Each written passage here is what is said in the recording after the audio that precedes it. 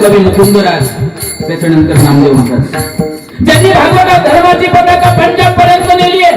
पंजाबी भाषेमध्ये नामदेव महाराजांचे अभंग आहेत. ज्ञानोबाला 56 भाषा येत होत्या, त्याच्यामधून सगळं देवदेवताचं वर्णन आहे, गणेशाचं वर्णन आहे, सगळं वर्णन आहे. का तर संस्कृतातला ठेवा आपल्याला भेटावा, आपल्या मुलांना संस्कार मिळावे, त्यांना भक्ती मार्ग चांगला व्हावा त्यांचा. आणि म्हणून सर्व संत, सगळी मांदियाळी पंढरपूरच्या वाळवंटात एकत्रित जमा झाले. त्याच्यामध्ये चोखा महार आहे, गोरबा काका कुंभार आहे, सावता माळी आहे, शेणा नावी आहे, कबीर, मोमीन, जातीचे मुसलमान सगळे संत आहे. कारण जातीच्या परे फक्त संत आहे महाराज.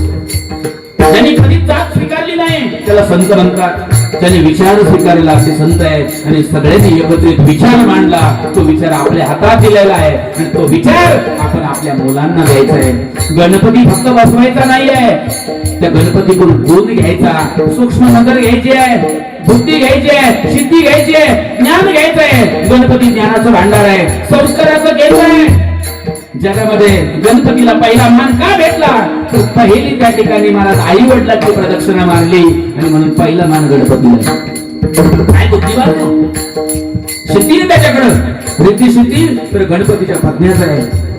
असे ते वरद गणपती दरवर्षी येतात महाराज आणि दरवर्षी निघून जातात.